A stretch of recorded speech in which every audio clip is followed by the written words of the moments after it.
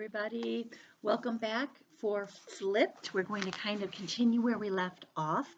Um, and when we left off, Bryce's grandfather was helping Juliana with the yard. Um, and she was struggling with it at first. She thought he was doing it just to, I don't know, like make up for the eggs or whatever. And he had no idea what that whole thing was about. And then she really had started looking at who is less than the sum of their parts and who is more than the sum of their parts. And she's having a hard time deciding about Bryce. I think I am too. All right, so when we left off, let's see if I can go back and reread a little bit of yesterday. Let's see. The tornado, however, was still strong when I skidded to a halt in our driveway. So I transferred pedal power into painting power. I pried open the gallon of Navajo white my dad had bought me and started slopping paint around. Chet appeared about 10 minutes later. My, you've got an enviable amount of energy today, don't you? No, I said, brushing back some hair with the back of my hand. I'm just mad. He produced his own brush and empty coffee can. Uh-oh. Who at? Myself. Oh, that's a tough one.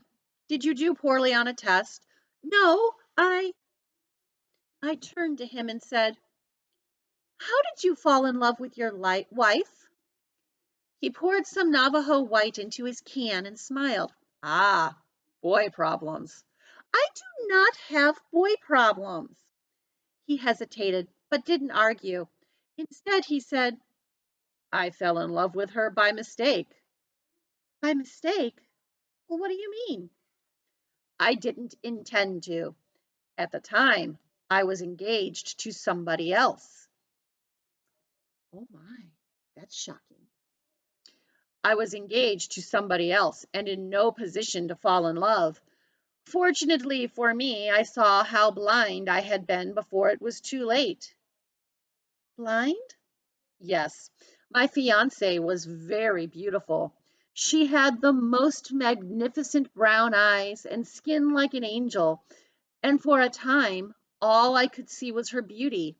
But then, well, let's just say I discovered she wasn't a fraction of the person Renee was. He dipped his brush in the coffee can and stroked a picket with the paint. It's easy to look back and see it, and it's easy to give the advice. But the sad fact is, most people don't look beneath the surface until it's too late. He could almost be describing Julie and Bryce, right? We were quiet a minute, but I could see Chet thinking from the furrow in it, and from the furrow in his brow, I knew it had nothing to do with my problems. I'm sorry I brought up your wife. Oh, don't be. That's all right. He shook his head and tried on a smile. Besides, I wasn't thinking of Renee. I was thinking of someone else. Someone who's never been able to look beneath the surface. At this point, I don't suppose I even want her to. Who was he talking about? I wanted to know, but I felt it would be crossing some line to ask. So we painted pickets in silence.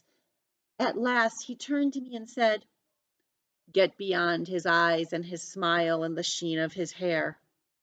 Look at what's really there. The way he said it sent a chill through me.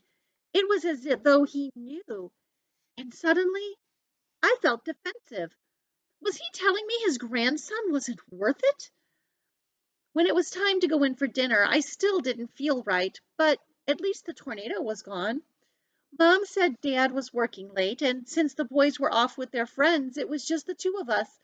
She told me that she and Dad had talked about it, and they both felt a little strange having Chet come over like he was. Maybe she said they should find a way to pay him for his help. I told her I thought Chet would find that insulting, but the next day she went ahead and insulted him anyway. Chet said, no, Mrs. Baker, it's been my pleasure to help out your daughter on this project, and wouldn't hear another word about it. The week ended with my dad loading the back of his truck with all the clippings and scraps before he set off for work on Saturday morning. Then Chet and I spent the rest of the day hoeing up weeds and raking and readying the dirt for seeding. It was on this last day that Chet asked, "Your family's not moving, are you?" "Moving? Why do you say that?" "Oh, my daughter brought up the possibility at the dinner table last night. She thought that maybe you were fixing up the house because you're getting ready to sell it." Even though Chet and I had talked about a lot of things while we were working, I probably wouldn't have told him about Mr. Finnegan or Uncle David or why the yard was such a mess if he hadn't asked me about moving.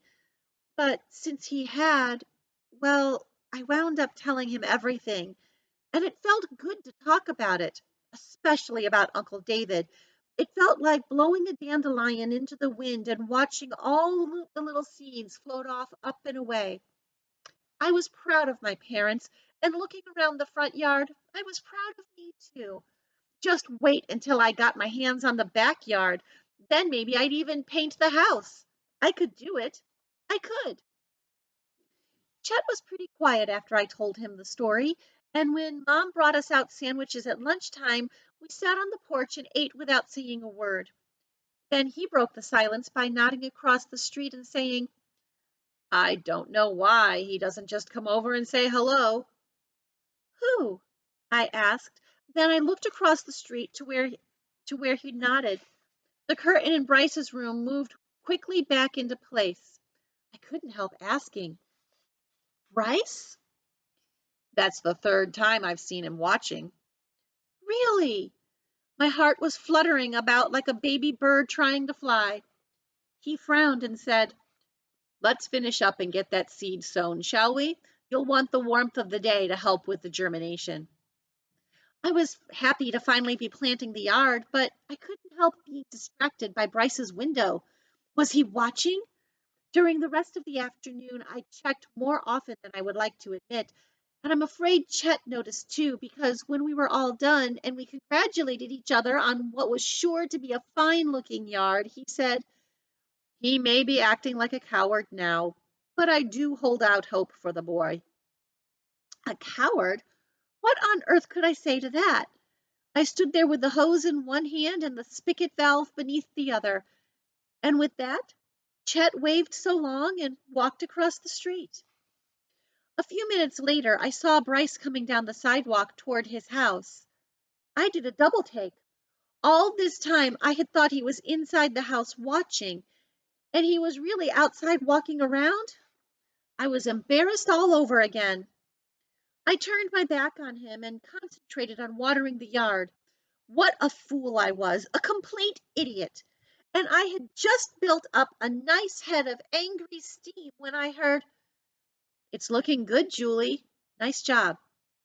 It was Bryce, standing right there on our driveway, and I suddenly wasn't mad at me anymore.